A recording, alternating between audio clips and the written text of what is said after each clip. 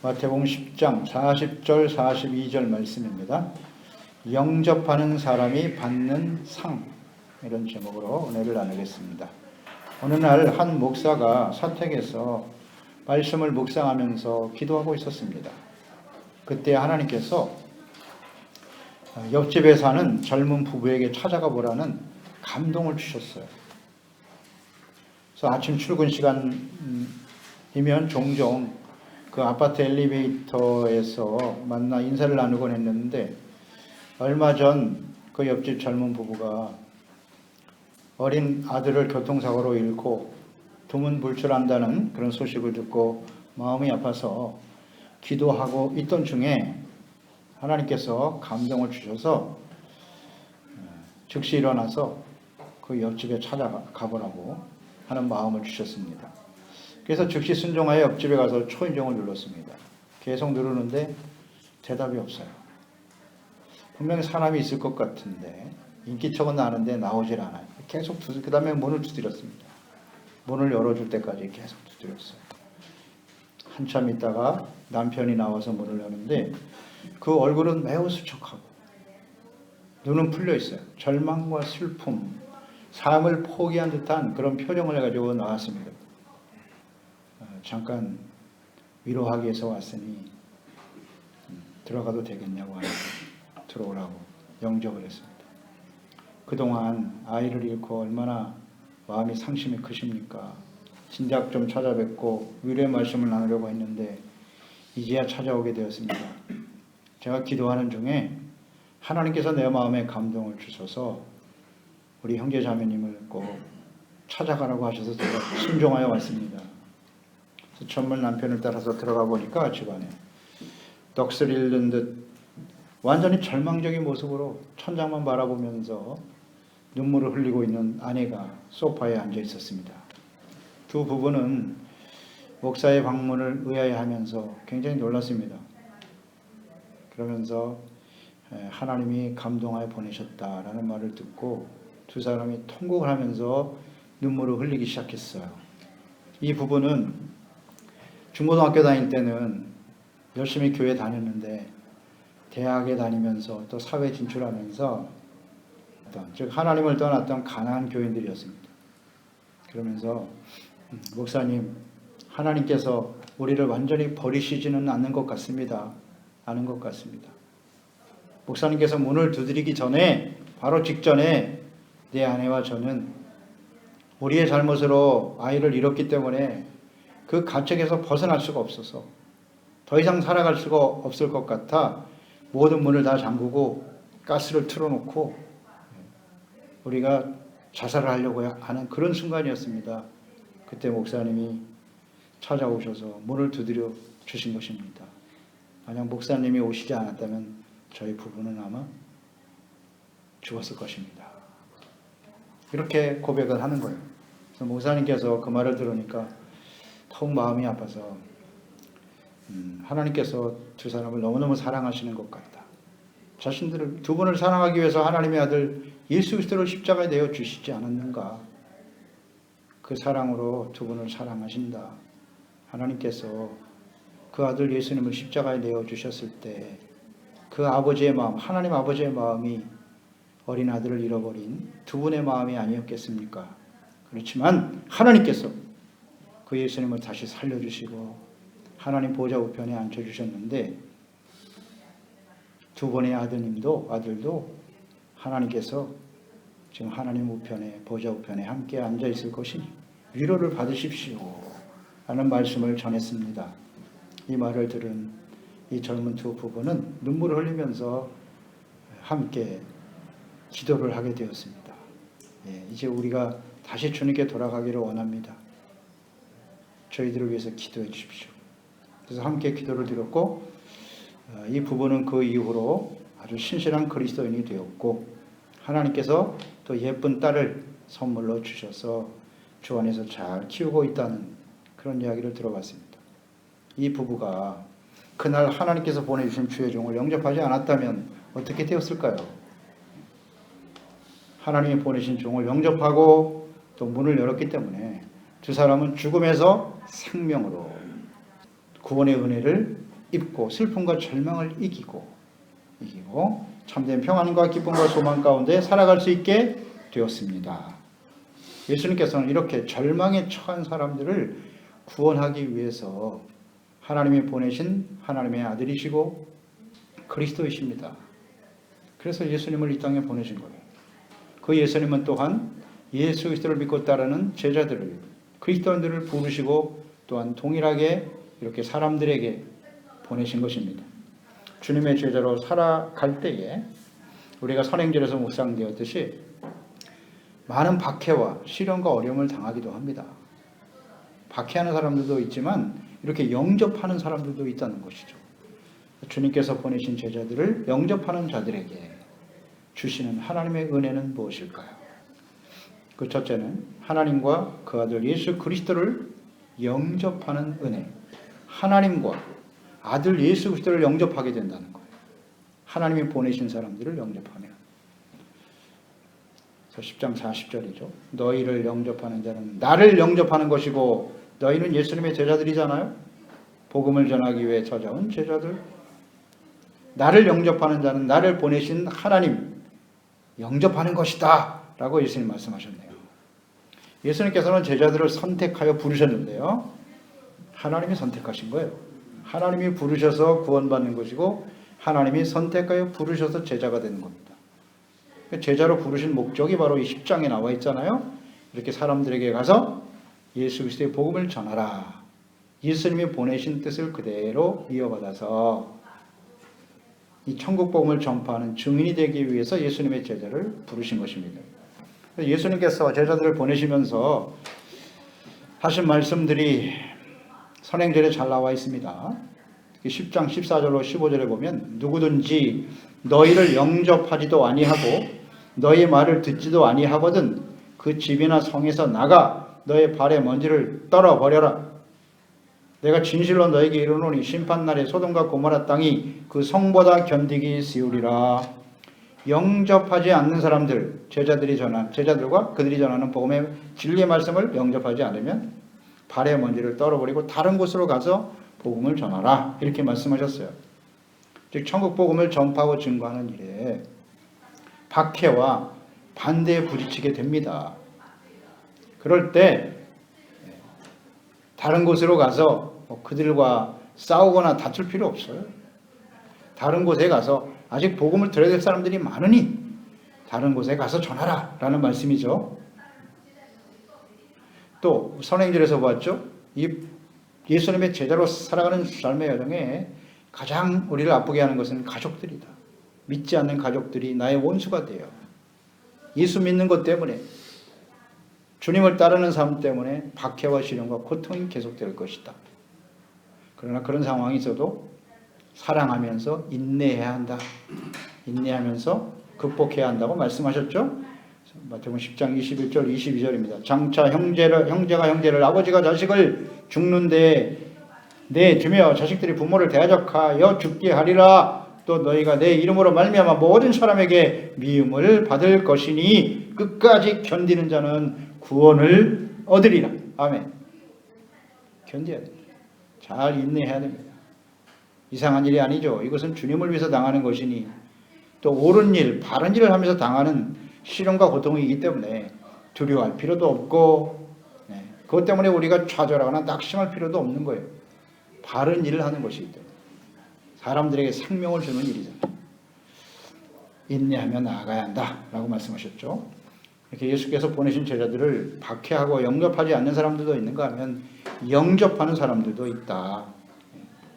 그래서 그 제자들과 복음을 영접하는 사람은 곧 예수 그리스도를 영접하는 것이고 예수님을 보내신 하나님 아버지를 영접하는 것이다 라고 말씀하셨어요. 요한복음 7장 28절 29절에 보면 예수께서 성전에서 가르치시며 외쳐 이르시되 너희가 나를 알고 내가 어디서 온 것도 알거니와 내가 스스로 온 것이 아니니라. 나를 보내신 이는 참되시니 너희는 그를 알지 못하나 나는 아노니 이는 내가 그에게서 났고 그가 나를 보내셨음이라 하시니라. 예수님께서 하나님이 나를 보내셨다는 사실을 분명히 언급하셨어요. 그냥 스스로 온 것이 아니야. 하나님이 보내서 왔지. 예수님은 하나님이 친히 보내신 분이에요. 하나님의 아들이고 그리스도이시고 왕으로 오셨잖아요. 그리스도라고 하는 것은 왕이잖아요. 기름 부음 받은 자. 제사장, 우리의 죄를 용서해 주기 위해서 오신 것이고, 선지자, 하나님 예수님의 말씀은 곧 하나님의 말씀이다. 진리의 말씀을 가르치고 증거하기 위해서 이 땅에 오신 거예요. 요한복음 20장 21절에 예수께서 이르시되 너희에게 평강이 있을지어다. 아버지께서 나를 보내신 것 같이 나도 너희를 보내노라. 십자가에 죽으시고 부활하신 후에 제자들에게 찾아와서 하신 말씀이에요. 아버지께서 나를 보내신 것처럼 나도 너희, 예수님의 제자들이잖아요. 제자들을 너희를 보내노라 그래서 말씀하셨어요. 너희는 가서 모든 족속으로 제자를 삼고 아버지와 아들과 성령의 이름으로 세례를 주고 내가 너에게 분부한 모든 것을 가르쳐 지키게 하라. 보내신 뜻이잖아요. 하나님께서 예수 그리스도를 보내셨고 십자가에서 구속의 은혜를 이루시기 위하여 죽으시고 부활하신 예수님, 그 예수님이 제자들에게 동일하게 하신 말씀인 것이죠. 따라서 복음을 전하는 제자들을 영접하는 것은 곧 예수 그리스도와 하나님, 보내신 하나님 아버지를 영접하는 것입니다. 이런 은혜가 임하는 것입니다. 두 번째는 그럼 영접의 의미와 받을 상은 무엇입니까? 영접한다는 의미는 무엇인가요? 영접하는 자는 그랬으니까요. 예수께서 보내신 제자들을 영접하는 것은 곧 예수 그리스도와 하나님을 영접하는 것과 같다고 하셨는데요. 의미를 한번 살펴볼까요? 요한복음 1장에 보면 8절로 14절에 예수님이 이 땅에 오신, 예수님은 어떤 분이냐? 빛으로 오셨다고 하셨어요. 그는 이 빛이 아니요 이 빛에 대하여 증언하러 온 자라. 세례요한이죠. 참 빛 그 세상에 와서 각 사람에게 비추는 빛이 있었나니 그가 세상에 계셨으며 세상은 그로 말미암아 지은 바 되었으되 백성이 그를 알지 못하였고 자기 땅에 오매 자기 백성이 영접하지 아니하였으며 영접하는 자 곧 그 이름을 믿는 자들에게는 하나님의 자녀가 되는 권세를 주셨으니 이는 혈통으로나 육적으로나 사람의 뜻으로 나지 아니하고 오직 하나님께로부터 난 자들이니라. 말씀이 육신이 되어 우리 가운데 거하심에 우리가 그의 영광을 보니 아버지의 독생자의 영광이요 은혜와 진리가 충만하더라. 이 어둠 속에 예수님이 구원과 생명의 빛으로 오셨다는 겁니다. 빛으로 보내셨는데 누구에게? 하나님의 택한 언약의 백성 이스라엘에게 보내셨다는 거죠. 그런데 그 백성들이 어떻게 했다? 영접하지 않았다는 겁니다. 빛으로 오신 예수님을 거부했어요. 사람의 몸을 가지고 이 땅에 친히 보내셨어요. 사람들이 볼 수 있도록 임하셨으나 예수님을 절대로 하나님의 아들로 인정하지 않았습니다. 이스라엘 백성들.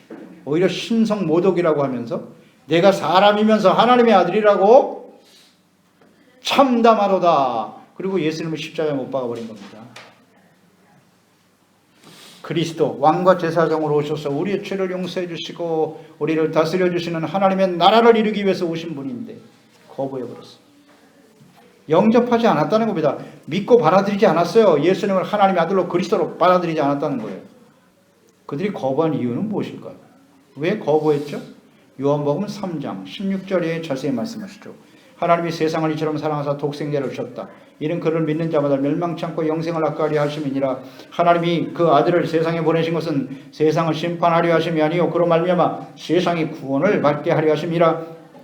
그를 믿는 자는 심판을 받지 아니하는 것이요 믿지 아니하는 자는 하나님의 독생자의 이름을 믿지 아니함으로 벌써 심판을 받은 것이니라. 그 정죄는 이것이니 곧 빛이 세상에 와서되 사람들이 자기의 행위가 악함으로 빛보다 어둠을 더 사랑한 것이니라.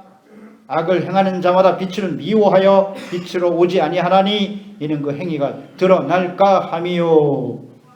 예수님은 심판이 아닌 구원을 위해서 오신 분입니다. 말씀이 육신이 되어 빛으로 찾아오신 예수님을 거부하고 심판을 선택한 이스라엘, 당시의 지도자들이죠. 바리새인들, 서기관들, 대제사장, 장로들, 그들을 분별하지 못하고 같이 부안에 내동하면서 예수님을 십자가에 못 박아야 된다고 소리쳤던 백성들, 그들이 빛으로 오신 예수 그리스도를 영접하지 않은 이유는 자기의 행위가 악함으로 그랬어요. 행위가 악함으로 빛보다 어둠을 더 사랑했기 때문이다.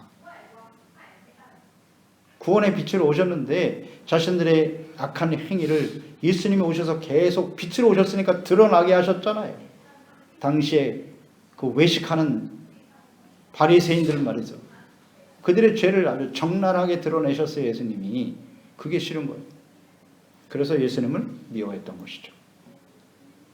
영접하지 않았어요. 따라서 그리스도를 영접한다는 의미는 뭐예요? 빛으로 찾아오신 예수 그리스도.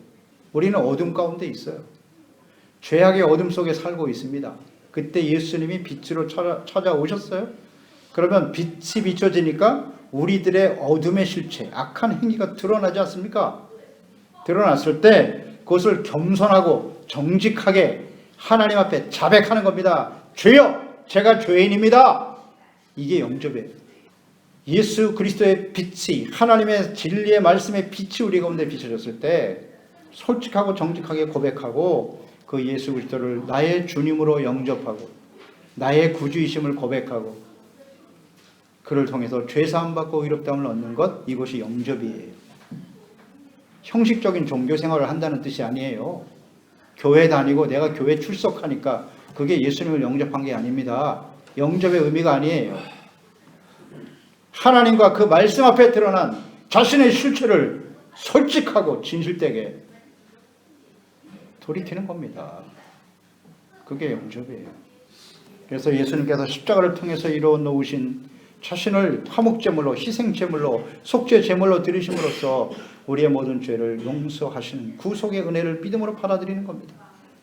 그래서 용서받아서 의롭다함을 얻는 것, 이것이 영접입니다. 제자들과 그들이 전하는 복음을 듣고 돌이키는 거예요. 그것이 하나님의 말씀이라고 믿고 그런 사람은 예수 그리스도 하나님을 영접하는 자가 되는 것이죠. 이 영접의 의미를 잘 생각해 봐야 돼요. 그저 예수님을 주님이라고 고백하고 말로만 한다고 해서 그게 영접이 아니라고요. 그럼 영접하는 자들에게는 어떤 상이 주어질까요? 예수 그리스도를 영접하면, 예수님의 복음을 전파하고 증거하는 그 복음의 말씀을 영접하면, 요한복음 1장 12절 13절입니다. 영접하는 자, 곧 그 이름을 믿는 자들에게는 하나님의 자녀가 되는 권세를 주셨으니 이는 혈통으로나 육정으로나 사람의 뜻으로 나지 아니하고 오직 하나님께로부터 난 자들이니라. 아멘. 하나님이 직접 낳으신 자녀가 되는 거예요. 이게 상입니다. 예수님을 정말 나의 구주로 영접하셨나요? 하나님 앞에 드러난 우리의 죄악의 실체를 솔직하게 하나님 앞에 자백하고 돌이키셨나요? 그런 사람이 하나님의 자녀가 되는 상을 받는 겁니다. 하나님을 진정 나의 아버지로, 우리는 하나님의 자녀로, 하나님이 직접 낳으셨다잖아요. 이게 거듭남이잖아요. 거듭남. 육체로부터 한번 부모로부터 태어나고 그 다음에 영신 하나님으로부터 태어난 영적으로 거듭난 사람이 되는 겁니다. 영이 거듭나서 영신 하나님을 인식하게 되고 하나님 앞에 드러난 나의 모습 때문에 정말 아파하고 슬퍼하고 주님의 구원의 은혜를 너무너무 소중하게 여기고 두렵고 떨리는 마음으로 하나님께 나가 예배드리고, 이런 사람이 하나님의 자녀죠.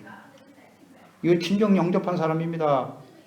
하나님과 예수 그리스도 자녀가 되는 큰 복을 주시는 거예요. 무슨 종교적인 신분을 얻게 되는 게 아니고요. 교인, 무슨 성도, 그게 아니고 하나님께서 직접 나오신 하나님의 자녀가 되는 복을, 상을 받게 되는 거예요. 이보다 더 큰 상이 이 세상에 있을까요? 그러니까 말씀과 성령으로 거듭나게 하심으로써 하나님을 아버지로 고백하고, 그러니까 그분을 진심으로 사랑하게 돼요. 하나님의 자녀니까. 자녀는 당연히 부모를 공경하지 않습니까? 정상적이지 못한 부모라도 나를 낳아주셨기 때문에 공경하는 거 아니에요? 그런데 하나님은 완전하신 분이세요. 너무너무 사랑이 많으신 분이고 중심으로 사랑해요, 그 하나님을. 그리고 하나님 앞에 나가서 신실한 마음으로 예배를 드리게 되는 거예요. 그게 진짜 자녀죠. 언제나 예배자가 되는 겁니다. 그리고 인격적인 교제가 그때부터 일어나는 거예요. 하나님의 이 성경 말씀이 단순한 무슨 기록이 아니라 하나님의 음성으로 들리잖아요. 자비로운 하나님의 음성으로, 때로는 아주 엄한 하나님의 책망의 말씀으로 들리기도 하고 말이죠. 주님과의 인격적인 교제가 이루어지게 되는 겁니다. 이런 사람들이 진정 하나님의 자녀가 된 사람들 아닙니까? 그리고 하나님과 이렇게 말씀과 기도로 경건한 삶을 통해서 교제를 하다 보니까 거룩하신 하나님을 이렇게 닮아가는 거죠. 아니, 자녀가 부모를 닮지 누구를 닮겠습니까? 하나님을 닮은 사람들이 진짜 자녀죠. 이건 종교생활로 되는 게 아닙니다. 무슨 종교적인 신앙의 훈련을 통해서. 아니요. 하나님의 자녀는 하나님을 닮아가게 돼 있어요. 너무나 당연한 거예요. 마태복음 5장 48절 그러므로 하늘에 계신 너희 아버지의 온전하신 같이 너희도 온전하라. 온전하라. 주님을 온전하게 닮아가기 시작하죠. 레위기 11장 45절에 나는 너의 하나님이 되려고 너희를 애굽 땅에서 인도해낸 여호와라. 내가 거룩하니 너희도 거룩할지어다.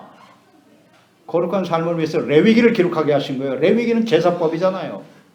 율법을 통해서 죄를 깨닫고 온전한 제사와 예배를 통해서 거룩한 하나님의 자녀가 되도록 하라. 그러니까 예배의 소중함을 깨닫게 되는 겁니다. 자연스러운 겁니다. 이거 하나님의 자녀니까요. 거룩한 주님을 닮아가야 하기 때문에 그래서 예배가 필요한 거죠. 베드로전서 1장 14절 17절 이 말씀을 레위기 11장 말씀을 그대로 인용했죠. 너희가 순종하는 자식처럼 전에 알지 못할 때에 따르던 너의 사역을 본받지 말고 오직 너희를 부르신 거룩한 이처럼 너희도 모든 행실에 거룩한 자가 되라.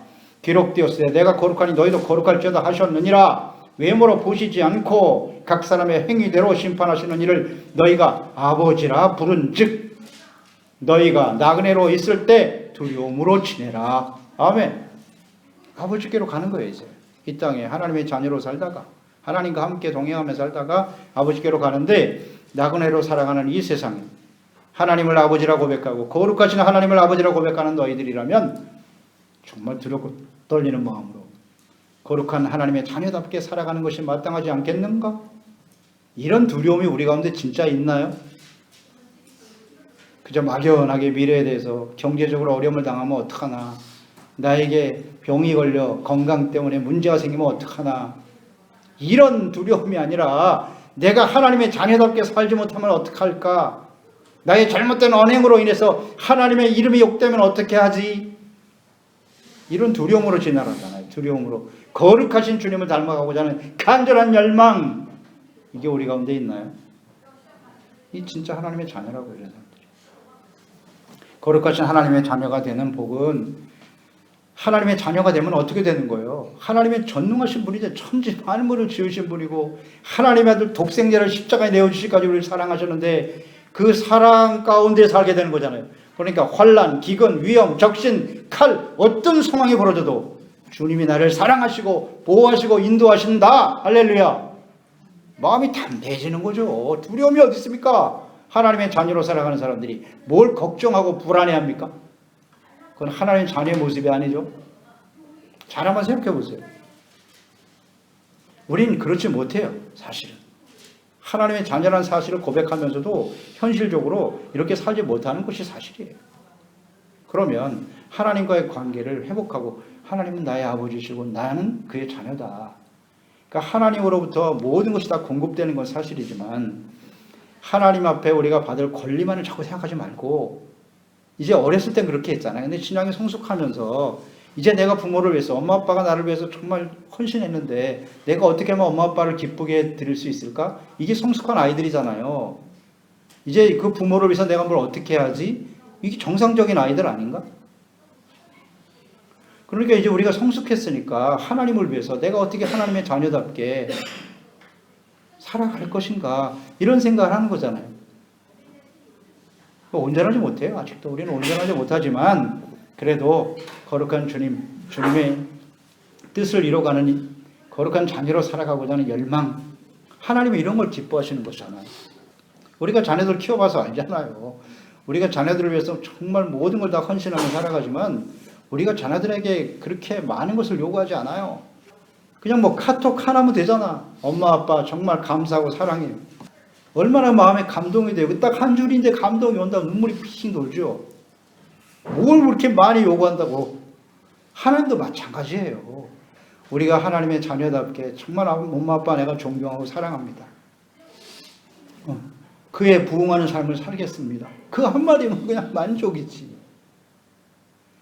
이게 진정한 자녀의 모습이에요. 이런 게 자녀가 되는 상을 받는다는 것이 하나님의 그러면 더 큰 사랑과 보호하심으로 우리를 인도해 주세요. 하나님은 우리 부모는 해주고 싶어도 능력이 없어 못 해주지만 하나님의 마음이 감동되면 능치 못한 일이 없는 거예요.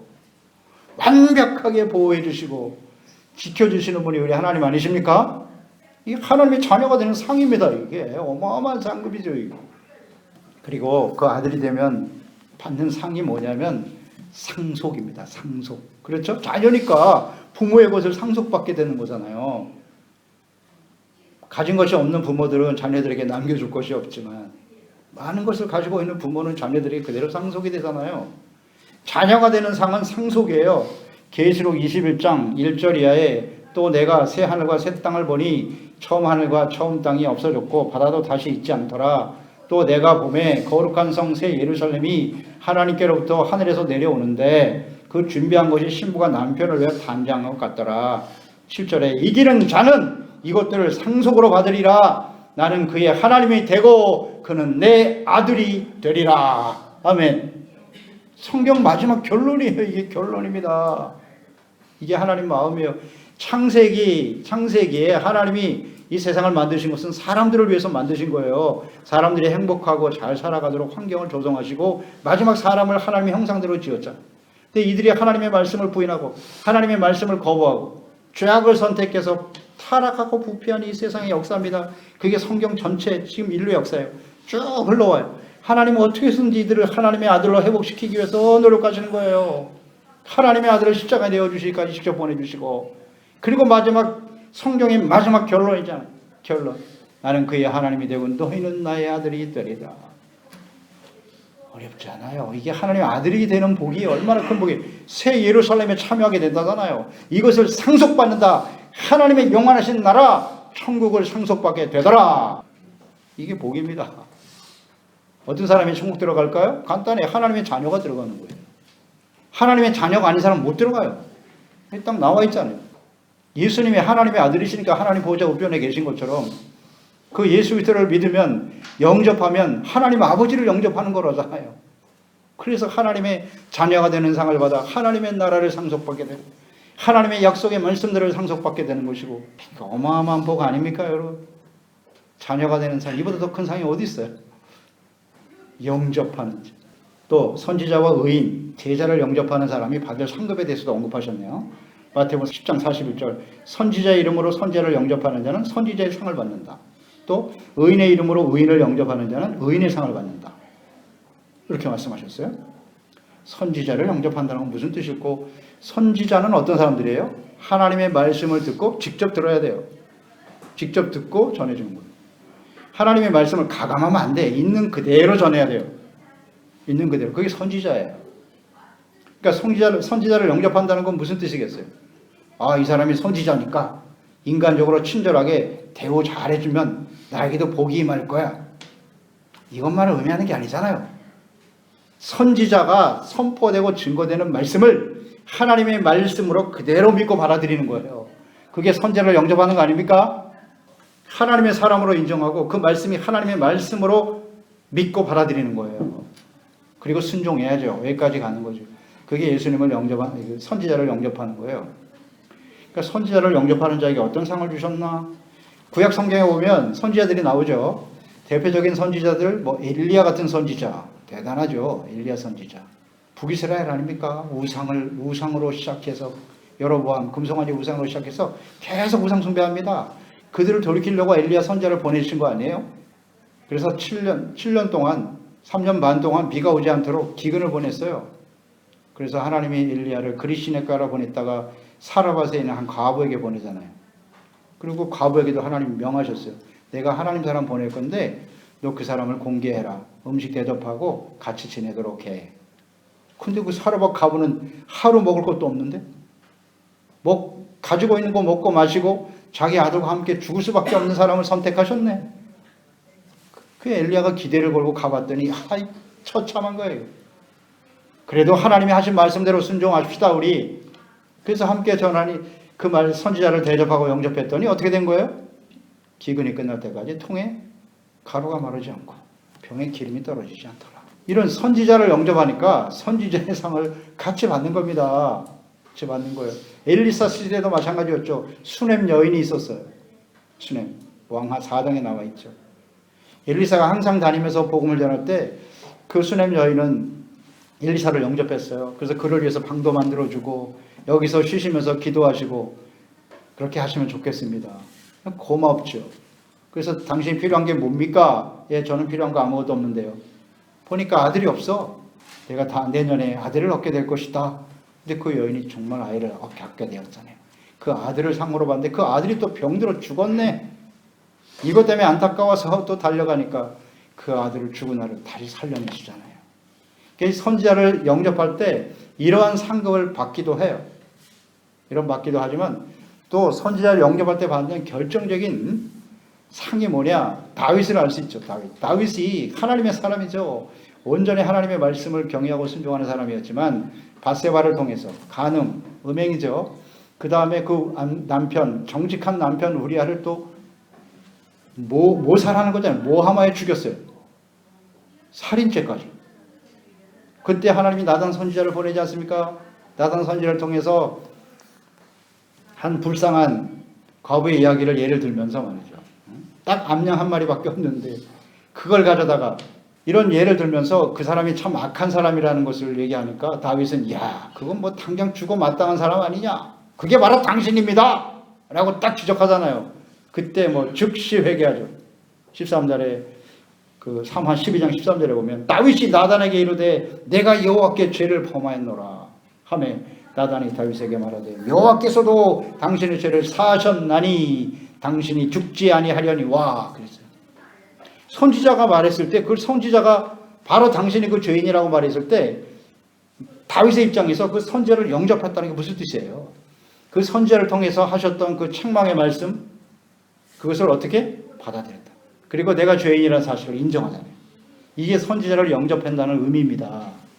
그래서 어떻게 됐어요? 죽지 않는다고요. 죄를 용서해 주셨답니다. 죄 사함의 상입니다. 용서받는 상입니다. 의를 회복하는 상입니다. 영원한 생명을 얻게 되는 거예요. 이게 큰 상입니다. 선지자를 영접하니까 이런 일이 벌어지더라는 거죠. 그러면 또 의인도 나오네요. 의인의 이름으로 의인을 영접하는 자는 의인의 상을 받게 된다. 의인은 누굽니까? 의인은 한마디로 말하면 죄를 용서받은 사람이에요. 완벽한 의인은 한 사람도 없어요. 이 세상에. 로마서 3장에 나와 있잖아요. 의인은 없나니 하나도 없도다. 의인은 죄를 용서받은 사람이에요. 그러니까 하나님의 말씀을 듣고 자신의 죄를 자백하고 용서받고 그 말씀을 따라 순종하는 사람, 그게 의인이라고 볼 수 있겠죠. 그러니까 죄인의 길에서 벗어나 의롭고 진실하게 살아가는 사람, 이게 의인인데 우리가 의인이 될 수 있는 길은 이제는 예수 그리스도밖에 없어요. 율법을 지켜 의에 이를 수 없으니까 예수 그리스도의 복음을 받아들이고 죄를 용서받고 의롭다함을 얻게 된 사람, 이 사람이 의인이라고. 그 이후에 하나님의 거룩하심을 따라 진리의 말씀을 쫓아 예수님의 말씀을 진리로 믿고 그대로 순종함에 따르는 사람. 그러나 그 말씀 앞에 또 끊임없이 자신의 죄를 자백하고 용서받고 거룩하게 살기 위해서 하나님의 도우심을 구하는 사람이 의인이겠죠.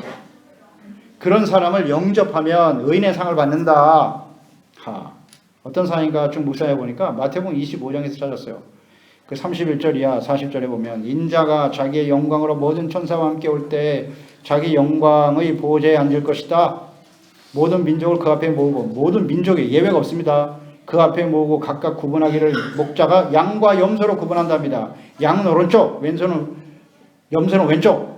그때 임금이 그 오른편에 있는 자들에게 이르시되 내 아버지께 복을 받을 자들이요 나와 창세로부터 너희를 위하여 예비된 나라를 상속받아라. 그런 사람, 오른쪽에 있는 사람 누굽니까? 그랬더니 내가 줄일 때 너희가 먹을 걸 주었고 목마를 때 마시게 하였고 나그네 되었을 때 영접했고 헐벗을 때 옷을 입혔고 병들었을 때 돌보았다. 옥에 갇혔을 때 돌아보았다고. 주여 우리가 언제 그런 일을 했나요? 네 형제 중에 지극히 작은 자에게 한 것이 바로 내게 한 거야 라고 말씀을 하셨죠. 그러면서 25장 46절에 그들은 의를 실천한 사람들이죠. 그들은 영벌에, 이거 악을 행한 염소들이에요. 영벌에 의인들은 영생에 들어가리라 하시니라. 예수님께서 이렇게 지극히 작은 형제에게 헐벗고 굶주린 자를 돌본 사람들을 의인이라고 말씀하셨어요. 예수님이 하신 말씀이에요. 의인들은 영생에 들어간다. 그러니까 그러니까 주님의 그 구속의 은혜를 힘입어 죄사함 받고 구원의 은혜를 힘입은 다음 이렇게 힘들고 고통받는 지극히 작은 자에게 오늘 42절로 연결되는 거예요. 누구든지 제자의 이름으로 이 작은 자 중에 하나에게 냉수 한 그릇이라도 주는 자는 내가 진실로 너에게 이르노니 이 사람이 결단코 상을 잊지 않을 것이다. 이 상이 바로 마태복음 25장 46절 의인들에게 주어진 상급과 같은 거예요. 그러니까 이 의인이 받은 상은 뭐다? 하나님의 나라를 상속받는 데잖아요. 그러니까 자녀들이 받는 복과 같은 거예요. 이 상의 의미를 잘 생각해야 돼요. 이 세상에서 뭐 우리가 얼마나 대단히 출세하고 성공하고 부와 영광을 누리는 그런 상하고는 거리가 있어요. 그런 의도가 아닙니다. 아닙니다. 그래서 선지자, 의인 영접하듯이 예수께서 보내신 제자, 작은 자 중에 하나에게 이렇게 냉수 한 그릇이라도 대접하면 하늘의 상급을 받게 된다. 그러니까 이 상의 핵심은 용서, 정리를 잘 해보세요. 용서, 그 다음 의롭다함을 얻는 겁니다. 이게 상이에요. 구원, 영생, 하나님의 나라, 이것을 상속받는 게 이게 상입니다. 하나님의 자녀가 되면 나머지는 다 하나님께서 책임져 주시고 인도해 주시니까요. 이런 게 진정한 상급이에요. 그런데 이 말씀을 잘못 적용하는 경우도 있어요. 말씀을 잘못 정복하지 않도록 정말 조심해야 돼요. 주님의 이름을 부르고 성경 말씀을 가르친다고 해서 그들이 다 하나님이 보내신 제자와 종들이냐? 그렇지 않다. 그러니까 우리 이런 잘못된 생각을 종종 하잖아요. 주의 종을 잘 대접해야 돼. 그래야 우리가 복을 받지. 이걸 그런 식으로 이게 그대로 적용하면 안 돼요.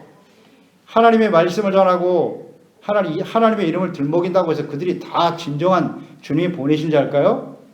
그렇지 않다잖아요. 예수님께서 마태복음 24장에 마지막 때 정말 조심해야 될 게 뭔지 아니? 거짓 선지자들이 많다는 거야. 조심하라잖아요. 또 마태복음 7장에도 말씀하셨죠. 너희가 주여 주여 부른다고 해서 다 천국 들어가는 거 아니야. 내 아버지의 뜻대로 행하는 자에 들어가지. 주여 우리가 주님의 이름으로 선지자 노릇했고 병든 사람도 고쳤고 많은 역사를 행했는데요. 내가 너를 몰라 그랬잖아요. 예수님이. 불법을 행하는 자들아 내게서 떠나라. 이걸 조심해요. 이거 잘못 적용하면 안 돼요. 오늘날 우리 한국 교회도 심각한 문제죠. 예수님 말씀하셨잖아요. 마태복음 7장에. 너희가 거짓 선지자 조심해라. 그 열매를 보아 나무를 아는 것이지. 열매를 보아 나무를 안다고 그랬잖아요. 좋은 나무에서 나쁜 열매를 맺을 수 없고 나쁜 나무가 좋은 열매를 맺을 수 없다. 그러니까 그의 말과 행동을 보라는 거 아닙니까? 성경 말씀에 입각해서 하나님의 말씀을 전해야지. 하나님의 말씀을 있는 그대로 자기가 무슨 특별한 계시를 받다. 이거 다 가짜입니다. 성경 말씀에 있는 다른 것을 전하면 안 돼요. 이런 걸 분별을 못해.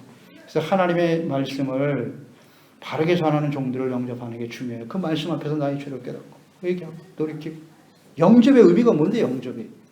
나의 유익을 위해서 받아들이는 거예요? 진실한 마음으로 돌이켜서 정말 두렵고 떨리는 마음으로 하나님을 바르게 섬기는 거예요. 이게 온전한 영접이 하나님의 자녀답게 살아가. 그래서 이런 하나님이 주시는 상급을 누리며 살아가는 복된 삶이 되어야 하겠습니다.